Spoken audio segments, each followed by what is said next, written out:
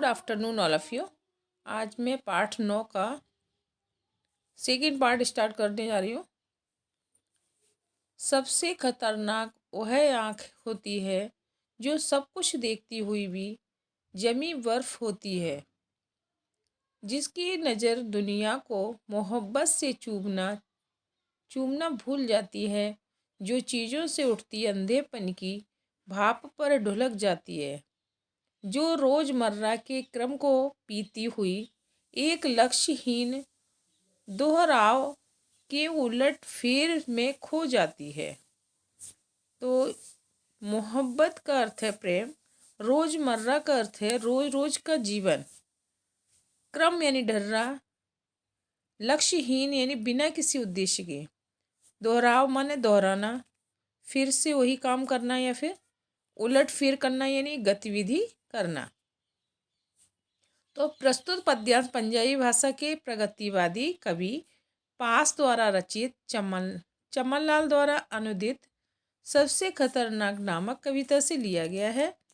इसमें उन्होंने देशवासियों को जड़ न होने, संघर्षशील होने और कुछ करने की इच्छा को बताया गया है। वे संवेदना शून्य ढर्रेदार जीवन शैली की निंदा करते हुए कहते हैं, सबसे खतरनाक वह आँख होती है। तो कवि कहता है जीवन में सबसे खतरनाक वह दृष्टि होती है जो सब कुछ देखती हुई भी जमी बर्फ होती है, जो सब कुछ देखकर भी कोई प्रतिक्रिया नहीं करती,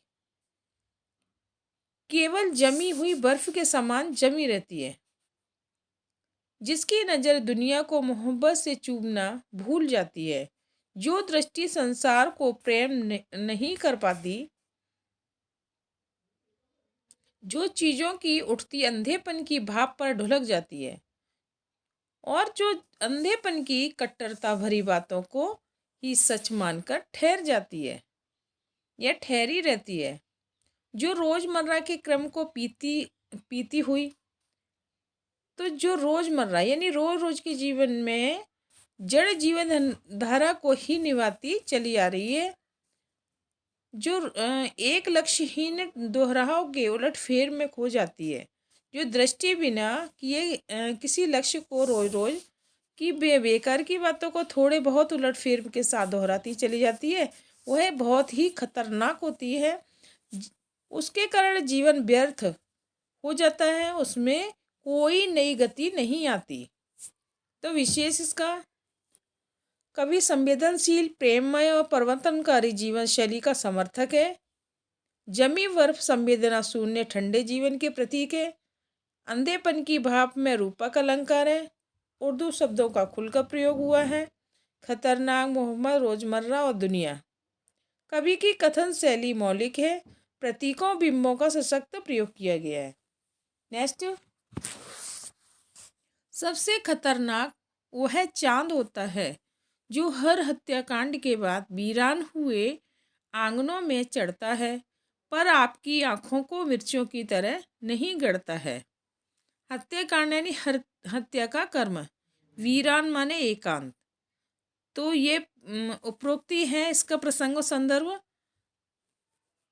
प्रस्तुत पद्यांश पंजाबी भाषा के प्रगतिवादी कवि पास द्वारा चमन लाल द्वारा अनुदित सबसे खतरनाक पाठ से लिया गया है। इसमें उन्होंने देशवासियों को जड़ न होने, संघर्षशील होने, कुछ करने की इच्छा को संपन्न होने की बात कही है। यहाँ वे चांद को आस्था और विश्वास का प्रतीक के रूप में प्रस्तुत करते हुए कहते हैं, सबसे खतरनाक वह चांद होता है। तो कवि कहते हैं वो वह चांद सबसे खतरनाक होता है जो हर हत्याकांड के बाद हत्या के शिकार लोगों के सूने आंगन पर चढ़ता है, फिर वीरान हुए आंगनों में चढ़ता है, फिर वह आँखों में खटकता नहीं है। आशय कहना चाहिए दूसरे शब्दों में कि जब लोगों के साथ घोर अत्याचार और नरसंहार किए जाते हैं, तब भी उनके आंगन में आस्था, विश्वास, शांति और भगवान भक्ति के नाम पर मनमोहक बातें की जाती हैं। आश्चर्य है कि ये बातें पीड़ित लोगों को चिढ़ाती नहीं है, उन्हें हत्याकांड करने वालों के प्रति भड़काती नहीं, बल्कि उन्हें शांत ही करती हैं। पर आपकी आंखों को मिर्चों की तरह नहीं गड़ता है। ऐसी शांति बहुत खतरनाक होती है। इससे मानवीय समस्याओं का कोई हल नहीं निकलता है। चांद हमारे आस्था का विश्वास के प्रतीक के रूप में चित्रित किया गया है। कविता के अर्थ सांकेतिक हैं। वीरान आंगनों में चांद का गढ़ना एक सार्थक बिंब है। मिर्च की तरह गढ़ना प्रयोग बहुत सशक्त है। कविता की शैली आवेशपूर्ण तथा मौलिक है। नेक्स्ट, सबसे खतरनाक वह गीत होता है आपके कानों तक पहुंचने के लिए जो मरसिए पड़ता है, आतंकित लोगों के दरवाजे पर जो गुंडे की तरह अकड़ता है। तो यह मरसिए यानी मृत्यु पर पढ़े जाने वाले कारुणिक गीत, आतंकित यानी डरे हुए। तो इसका संदर्भ उपरोक्त वही है जो पहले था। तो इसका प्रसंग, वे डरे हुए लोगों को मृत्यु पर करुण व्यक्त करने को खतरनाक मानते हुए यहाँ कवि कहते हैं सबसे खतरनाक वह गीत होता है। कवि कहते हैं सबसे खतरनाक ऐसे गीत होते हैं जो आपका ध्यान खींचने के लिए करुणा भरे स्वर व्यक्त करते हैं, आपके कानों तक पहुंचने के लिए जो मरसिए पड़ता है, जो डरे हुए लोगों को गुंडे की भांति और अधिक धमकाते हैं, आतंकित लोगों के दरवाजों पर जो गुंडे की तरह अकड़ता है, उन्हें लज्जित करते हैं, चिढ़ाते हैं तथा भयभीत करते हैं। दूसरे शब्दों में हम कह सकते हैं कि गीतकार का दायित्व बनता है कि वह डरे हुए लोगों को सहारा दे और प्रेरणा दे, उसकी बजाय उन्हें रुलाना या डराना दोनों निंदनीय है। विशेष गीत का मानवीकरण किया गया है। यहाँ पर मानवीकरण अलंकार है। सेकेंड, कवि भयभीत लोगों के लिए करुण या भयानक रस के गीतों को अनावश्यक मानता है। थर्ड, मरसिया पढ़ना भारत की एक परंपरागत शैली है जिसमें रो रो कर मृत्यु गीत गाए जाते हैं। गुंडे की तरह करना का बिंब प्रभावशाली बन पड़ा है। कवि की शैली मौलिक है, कविता का आवेग बहुत तीव्र है। अगला नेक्स्ट, सबसे खतरनाक वह रात होती है जो जिंदा रूह के आसमानों पर ढलती है, जिसमें सिर्फ उल्लू बोलते हैं और हुआ हुआ करते गीदड़ हमेशा के अंधेरे बंद दरवाजों चौगाठों पर चिपक जाते हैं। जिंदा रूह यानी जीवित आत्मा, चौगाठों माने चौखट, तो उसका संदर्भ उपरोक्त वही है। प्रसंग, इसमें उन्होंने देशवासियों को जड़ न होने, संघर्षशील होने तथा कुछ करने की इच्छा से संपन्न होने की बात कही है। वे अंधी परंपराओं को रात के रूप में प्रस्तुत करते हुए कहते हैं सबसे खतरनाक वह रात होती है जो जिंदा रूह के आसमानों पर ढलती है। तो कवि कहता है यह रात सबसे खतरनाक होती है जो जीवित आत्माओं के संसार पर आ गिरती है, जिसमें बर्फ उल्लू बोलते हैं, सिर्फ उल्लू बोलते हैं या गीदड़ हुआ हुआ करते हैं। ये उल्लू और गीदड़ हमेशा हमेशा के लिए बंद हुए अंधेरे दरवाजों और चौखटों पर जाकर चिपक जाते हैं।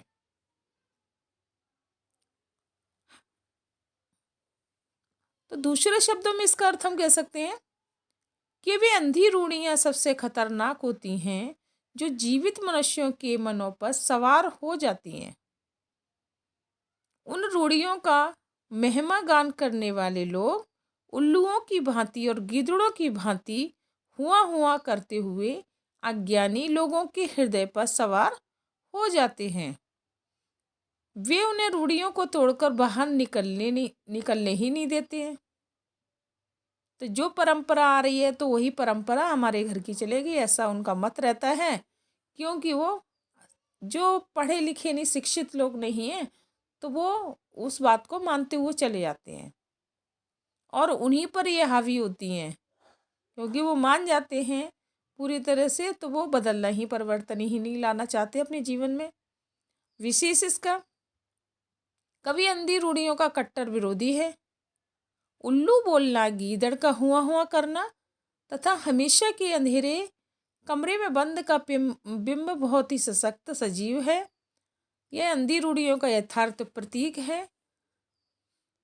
अगला नेक्स्ट सांकेतिक भाषा का प्रयोग है। यहाँ पर जिंदा रूह के आसमान का सौंदर्य दर्शनीय है। नेक्स्ट नंबर, कवि की शैली सर्वथा नवीन एवं तथा मौलिक है। उर्दू शब्दावली का प्रयोग किया गया है। अब नेक्स्ट पद्य, सबसे खतरनाक वह दिशा होती है जिसमें आत्मा का सूरज डूब जाए और उसकी मुर्दा धूप का कोई टुकड़ा आपके जिस्म के पूरब में चुभ जाए। जिस्म में यानी शरीर, पूरब यानी पूर्व दिशा। तो इसमें प्रेस का संदर्भ वही है प्रसंग। इसमें देशवासियों को जड़ चेतन न होने, संघर्षशील होने तथा कुछ करने की इच्छा से संपन्न होने की बात कही है। वे आत्मा की आवाज को अनसुना करने वाली चिंतन शैली को धिक्कारते हुए कहते हैं, सबसे खतरनाक वह दिशा होती है जिसमें आत्मा का सूरज डूब जाए। कवि कहता है जीवन की वह दिशा सबसे खतरनाक होती है जो आत्मा के सूरज को अस्त कर देती है। अर्थात हम कह सकते हैं कि आत्मा की आवाज को अनसुना करने वाली सोच बहुत खतरनाक होती है। यानी जो आत्मा की आवाज को नहीं सुनता है उसकी सोच बहुत ही खतरनाक होती है। वह विचारधारा सबसे खतरनाक होती है जो मुर्दा धूप की तरह होती है और उसकी मुर्दा धूप का कोई टुकड़ा आपके जिस्म के पूरब में चुभ जाए। तो जो मुर्दा धूप की तरह होती है तथा मनुष्य के शरीर में कांच के टुकड़े की तरह चुभी रहती है। तो हम दूसरे शब्दों में इसका अर्थ कह सकते हैं ऐसी विचारधारा जो रूढ़ियों से ग्रस्त होती है, मनुष्य के मन में बराबर कसकती रहती है। तो जो रूढ़िवादी होते हैं, परंपरावादी होते हैं, अपनाते तो हैं लेकिन नए जो शिक्षित लोग हैं बराबर मनुष्य के मन में कसकती रहती है कि परिवर्तन लाना जरूरी है। लेकिन वो जो अज्ञानी व्यक्ति होते हैं, पढ़े नहीं होते, शिक्षित नहीं होते, वो उस चीज़ को मानने को तैयार नहीं होते हैं। अब इसके विशेष, आत्मा का सूरज में रूपक अलंकार है। आत्मा के लिए सूरज उपमान तथा सार्थक एवं सशक्त है। जिसमें के पूरब में रूपक अलंकार है। सांकेतिक भाषा का यहाँ प्रयोग है। उर्दू शब्दावली का प्रयोग है और कवि की कथन शैली सर्वदा नई एवं मौलिक है। नेक्स्ट, मेहनत की लूट सबसे खतरनाक नहीं होती, पुलिस की मार सबसे खतरनाक नहीं होती, गद्दारी लोभ की मुट्ठी सबसे खतरनाक नहीं होती। तो ये प्रश्न जो सबसे पहले हमने अर्थ बताया था वही है इसका अर्थ। दोबारा से मैं रिपीट कर देती हूँ। तो मेहनत की लूट सबसे खतरनाक नहीं होती। कवि कहता है कि मेहनत के बदले उचित मूल्य न मिलना खतरनाक होता है, परंतु यह सबसे खतरनाक बात नहीं है। फिर भी पुलिस की मार सबसे खतरनाक नहीं होती। यह भी मानना है कि पुलिस की मार पड़ना खतरनाक होता है, परंतु इससे भी अधिकतर खतरनाक बातें कुछ और भी हैं। गद्दारी लोभ की मुट्ठी सबसे खतरनाक नहीं होती। लोभ में पड़कर देश के विरुद्ध षड्यंत्र रचना खतरनाक काम है, परंतु यह संसार का सबसे खतरनाक काम नहीं है। तो ये चैप्टर पूरा आपका कंप्लीट हो गया है। इसको अच्छे से पढ़कर याद करिएगा। पूरा कंप्लीट हो गया इसको।